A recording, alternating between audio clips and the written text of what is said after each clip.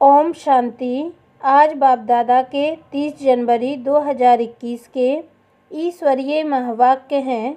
मीठे बच्चे, तुम्हारी याद की यात्रा बिल्कुल ही गुप्त है। तुम बच्चे अभी मुक्ति धाम में जाने की यात्रा कर रहे हो। प्रश्न, स्थूल वतनवासी से सूक्ष्म वतनवासी फरिश्ता बनने का पुरुषार्थ क्या है?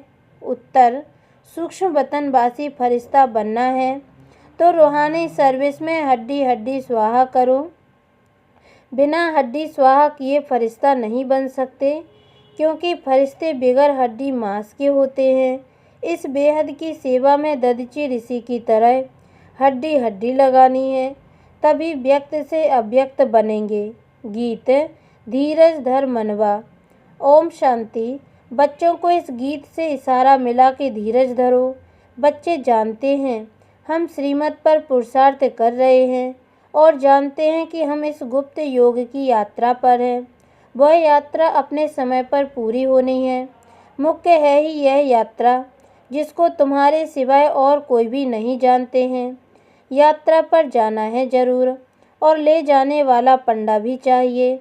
इसका नाम ही रखा हुआ है पांडव सेना। अब यात्रा पर हैं। स्थूल लड़ाई की कोई बात नहीं है। हर एक बात गुप्त है। यात्रा भी बड़ी गुप्त है। शास्त्रों में भी बाप कहते हैं, मुझे याद करो तो मेरे पास आकर पहुँचेंगे। यह यात्रा तो हुई ना। बाप सब शास्त्रों का सार बताते हैं, प्रैक्टिकल में एक्ट में ले आते हैं। हम आत्माओं को यात्रा पर जाना है, अपने निर्वाण धाम। विचार करो तो समझ सकते हैं। यह है मुक्ति धाम की सच्ची यात्रा। सब चाहते हैं हम मुक्ति धाम में जाएं। यह यात्रा करने के लिए कोई मुक्ति धाम का रास्ता बताए, परंतु बाप तो अपने समय पर आप ही आते हैं, जिस समय को कोई नहीं जानते हैं। बाप आकर समझाते हैं तो बच्चों को निश्चय होता है। बरोबर यह सच्ची यात्रा है जो गाई हुई है। भगवान ने यह यात्रा सिखाई थी। मन मना भव मध्याजी भव। यह अक्षर भी तुम्हारे काम के बहुत हैं। सिर्फ किसने कहा यह भूल कर दी है? कहते हैं देह सहित देह के संबंधों को भूल जाओ। इनको ब्रह्मा बाबा को भी देह है। इनको भी समझाने वाला दूसरा है, जिसको अपनी देह नहीं है। वह बाप है विचित्र। उनको कोई चित्र नहीं है, और तो सबके चित्र हैं। सारी दुनिया चित्रशाला है। विचित्र और चित्र अर्थात जीव और आत्मा का यह मनुष्य स्वरूप बना हुआ है, तो वह बाप है विचित्र। समझाते हैं मुझे इस चित्र का आधार लेना पड़ता है। बरोबर शास्त्रों में है, भगवान ने कहा था। जबकि महाभारत लड़ाई भी लगी थी। राजयोग सिखाते थे तो जरूर राजाई स्थापन हुई थी। अभी तो राजाई है नहीं। राजयोग भगवान ने सिखाया था नई दुनिया के लिए, क्योंकि विनाश सामने खड़ा था। समझाया जाता है ऐसा हुआ था जबकि स्वर्ग की स्थापना हुई थी। वह लक्ष्मी नारायण का राज्य स्थापन हुआ था। अभी तुम्हारी बुद्धि में है सतयुग था, अभी कलयुग है। फिर बाप वही बातें समझाते हैं। ऐसा तो कोई कह न सके कि मैं परम धाम से आया हूँ तुमको वापस ले जाने। परम पिता परमात्मा ही कह सकते हैं, ब्रह्मा द्वारा, और किसके द्वारा भी कह नहीं सकते। सूक्ष्म वतन में है ही ब्रह्मा विष्णु शंकर। ब्रह्मा के लिए भी समझाया है कि वह अव्यक्त ब्रह्मा और यह है व्यक्त। तुम अभी फरिश्ता बनते हो। फरिश्ते स्थूल वतन में नहीं होते। फरिश्तों को हड्डी मांस नहीं होता है। यहाँ इस रूहानी सर्विस में हड्डी आदि सब खलास कर देते हैं, फिर फरिश्ते बन जाते हैं। अभी तो हड्डी है ना, यह भी लिखा हुआ है। अपनी हड्डियाँ भी सर्विस में दे दी, गोया अपनी हड्डियाँ खलास करते हैं। स्थूल वतन से सूक्ष्म वतनवासी बनना है। यहाँ हम हड्डी देकर सूक्ष्म बन जाते हैं। इस सर्विस में सब स्वाहा करना है। याद में रहते रहते हम फरिश्ते बन जाएंगे। यह भी गाया हुआ है, मिरुआ मौत मलू का शिकार। मलूक फरिश्ते को कहा जाता है। तुम मनुष्य से फरिश्ते बनते हो, तुमको देवता नहीं कह सकते। यहाँ तो तुमको शरीर है ना। सूक्ष्म वतन का वर्णन अभी होता है। योग में रह फिर फरिश्ते बन जाते हैं, पिछाड़ी में तुम फरिश्ते बन जाएंगे, तुमको सब साक्षात्कार होगा और खुशी होगी। मनुष्य तो सब काल का शिकार हो जाएंगे, तुम्हारे में जो महावीर हैं वह तो अडोल रहेंगे। बाकी क्या क्या होता रहेगा। विनाश की सीन तो होनी है ना। अर्जुन को विनाश का साक्षात्कार हुआ, एक अर्जुन की बात नहीं है। तुम बच्चों को विनाश और स्थापना का साक्षात्कार होता है। पहले पहले बाबा को भी विनाश का साक्षात्कार हुआ। उस समय ज्ञान तो कुछ था नहीं, देखा सृष्टि का विनाश हो रहा है। फिर चतुर्भुज का साक्षात्कार हुआ, समझने लगे यह तो अच्छा है, विनाश के बाद हम विश्व के मालिक बनते हैं, तो खुशी आ गई। अभी यह दुनिया नहीं जानती कि विनाश तो अच्छा है ना, पीस के लिए प्रयत्न करते हैं, परंतु आखिरी विनाश तो होना है। याद करते हैं पतित पावन आओ, तो बाप आएंगे जरूर, आकर पावन दुनिया स्थापन करेंगे, जिसमें हम राजाई करेंगे। यह तो अच्छा है ना। पतित पावन को क्यों याद करते हैं? क्योंकि दुख है। पावन दुनिया में देवताएं हैं, पतित दुनिया में तो देवताओं के पैर आ नहीं सकते, तो जरूर पतित दुनिया का विनाश होना चाहिए। गाया हुआ भी है, महाविनाश हुआ, उसके बाद क्या होता है? एक धर्म की स्थापना, सो तो ऐसे होगी ना। यहाँ से राजयोग सीखेंगे, विनाश होगा, बाकी भारत में कौन बचेगा? जो राजयोग सीखते हैं, नॉलेज देते हैं, वही बचेंगे। विनाश तो सबका होना है, इसमें डरने की बात नहीं। पतित पावन को बुलाते हैं, जबकि वह आते हैं तो खुशी होनी चाहिए ना।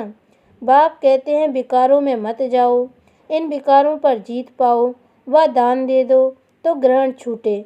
भारत का ग्रहण छूटता जरूर है। काले से गोरा बनना है।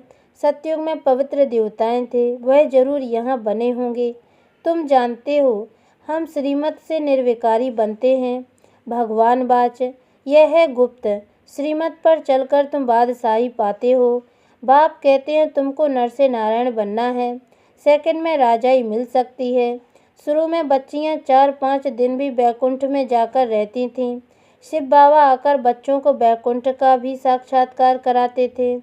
देवताएं आते थे कितना मान शान से, तो बच्चों को दिल अंदर लगता है बरोबर गुप्त वेश में आने वाला बाप हमको समझा रहे हैं। ब्रह्मा तन में आते हैं, ब्रह्मा का तन तो यहाँ चाहिए ना। प्रजापिता ब्रह्मा द्वारा स्थापना, बाबा ने समझाया है। कोई भी आते हैं तो उनसे पूछो किसके पास आते हो? बी के पास। अच्छा, ब्रह्मा का नाम कभी सुना है? प्रजापिता तो है ना, हम सब उनके आकर बने हैं, जरूर आगे भी बने थे। ब्रह्मा द्वारा स्थापना तो साथ में ब्राह्मण भी चाहिए। बाप ब्रह्मा द्वारा किसको समझाते हैं? शूद्रों को तो नहीं समझाएंगे। यह है ब्रह्मा मुख वंशावली ब्राह्मण। शिव बाबा ने ब्रह्मा द्वारा हमको अपना बनाया है। ब्रह्मा कुमार कुमारियाँ कितने ढेर हैं, कितने सेंटर्स हैं, सब में ब्रह्मा कुमारियाँ पढ़ाती हैं। यहाँ हमको दादे का वर्षा मिलता है। भगवान बाच, तुमको राजयोग सिखाता हूँ। वह निराकार होने के कारण इनके शरीर का आधार लेकर हमको नॉलेज सुनाते हैं। प्रजापिता के तो सब बच्चे होंगे ना। हमें प्रजापिता ब्रह्मा कुमार कुमारियाँ, शिव बाबा है दादा, उन्होंने एडॉप्ट किया है। तुम जानते हो हम दादी से पढ़ रहे हैं ब्रह्मा द्वारा। ये लक्ष्मी नारायण दोनों स्वर्ग के मालिक है ना। भगवान तो एक ऊंचते ऊंच निराकार ही है। बच्चों को धारणा बड़ी अच्छी होनी चाहिए। पहले पहले समझाओ, 2 बाप हैं भक्ति मार्ग में, स्वर्ग में एक बाप है, पारलौकिक बाप द्वारा बादशाही मिल गई, फिर याद क्यों करेंगे? दुख है ही नहीं जो याद करना पड़े। गाते हैं दुख हरता सुख करता, वह अभी की बात है। जो पास्ट हो जाता है उसका गायन होता है। महिमा है एक की, वह एक बाप ही आकर पतितों को पावन बनाते हैं। मनुष्य थोड़े ही समझते हैं, वह तो पास्ट की कथा बैठ लिखते हैं। तुम अभी समझते हो, बरोबर बाप ने राजयोग सिखाया, जिससे बादशाही मिली। 84 का चक्र लगाया, अभी फिर हम पढ़ रहे हैं। फिर 21 जन्म राज्य करेंगे, ऐसा देवता बनेंगे, ऐसे कल्प पहले बने थे। समझते हो, हमने पूरा 84 जन्मों का चक्र लगाया। अब फिर सतयुग त्रेता में जाएंगे, तब तो बाप पूछते हैं आगे कितने बार मिले हो। यह प्रैक्टिकल बात है ना। नया भी कोई सुने तो समझेंगे 84 का चक्र तो जरूर है। जो पहले वाले होंगे उनका ही चक्र पूरा हुआ होगा। बुद्धि से काम लेना है। इस मकान में, इस ड्रेस में बाबा हम आपसे अनेक बार मिलते हैं और मिलते रहेंगे। पतित से पावन, पावन से पतित होते ही आए हैं। कोई चीज़ सदैव नहीं नई ही रहे, यह तो हो नहीं सकता। पुरानी जरूर बनती है। हर चीज़ सतो रजो तमो में आती है। अभी तुम बच्चे जानते हो, नई दुनिया आ रही है, उसको स्वर्ग कहा जाता है। यह है नर्क, वह है पावन दुनिया। बहुत पुकारते हैं, हे पतित पावन, हमको आकर पावन बनाओ, क्योंकि दुख जास्ती होता जाता है ना। परंतु यह समझते नहीं कि हमें पूज्य थे, फिर पुजारी बने हैं। द्वापर में पुजारी बने, अनेक धर्म होते गए, बरोबर पतित से पावन, पावन से पतित होते आए हैं। भारत के ऊपर ही खेल है। तुम बच्चों को अब स्मृति आई है। तुम शिव जयंती मनाते हो, बाकी और कोई शिव को तो जानते ही नहीं है। हम जानते हैं, बरोबर हमको राजयोग सिखलाते हैं। ब्रह्मा द्वारा स्वर्ग की स्थापना हो रही है। जरूर जो योग सीखेंगे, स्थापना करेंगे, वही पे राज भाग पाएंगे। हम कहते हैं बरोबर हम कल्प कल्प बाप से यह राजयोग सीखे हैं। बाबा ने समझाया है, अब ये 84 जन्मों का चक्र पूरा होता है, फिर नया चक्र लगाना है। चक्र को तो जानना चाहिए ना। भले यह चित्र ना हो तो भी तुम समझा सकते हो।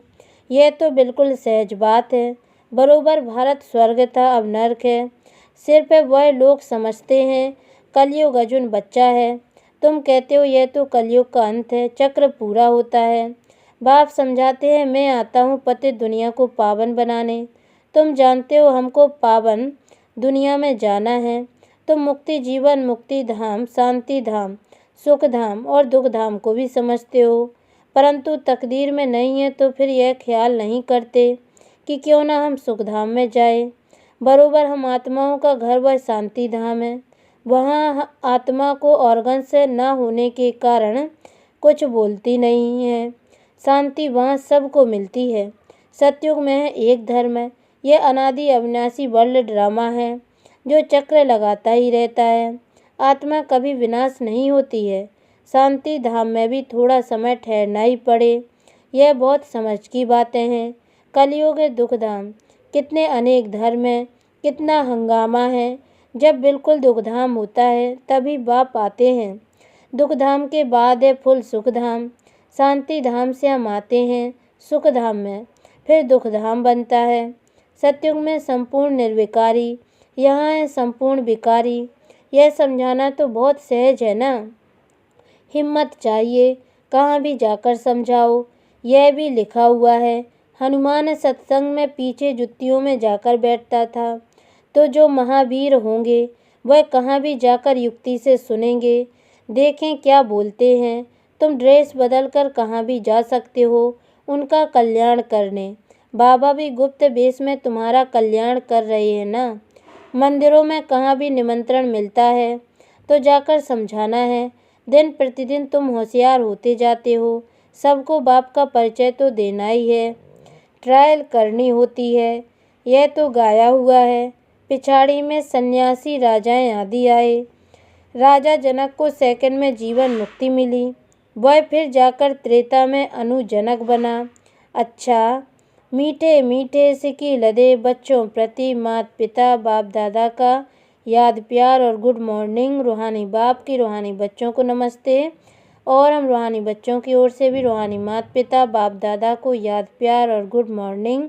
बाबा नमस्ते। धारणा के लिए मुख्य सार है। पहली पॉइंट है, अंतिम विनाश की सीन देखने के लिए अपनी स्थिति महावीर जैसी निर्भय अडोल बनानी है। गुप्त याद की यात्रा में रहना है। दूसरी पॉइंट, अव्यक्त वतनवासी फरिश्ता बनने के लिए बेहद सेवा में दधीची ऋषि की तरह अपनी हड्डी हड्डी स्वाहा करनी है। वरदान, एकांत और अंतर्मुखता के अभ्यास द्वारा स्वयं को अनुभवों से संपन्न बनाने वाले माया जीत भाव नॉलेजफुल के साथ पावरफुल अर्थात अनुभवी मूर्त बनने के लिए एकांतवासी और अंतर्मुखी बनो। डगमग होने का कारण है अनुभव की कमी, इसलिए सिर्फ समझने और समझाने वाले या मनन मूर्त नहीं बनो। एकांतवासी बन हर पॉइंट के अनुभवी बनो, तो किसी भी प्रकार के धोखे से, दुख व दुविधा से बच जाएंगे। किसका बच्चा हूँ, क्या प्राप्ति है, इस पहले पाठ का अनुभव कर लिया तो माया जीत सहज ही हो जाएंगे। स्लोगन: जिम्मेवारी संभालते हुए डबल लाइट रहने वाले ही बाप के समीप रत्न हैं। ओम शांति।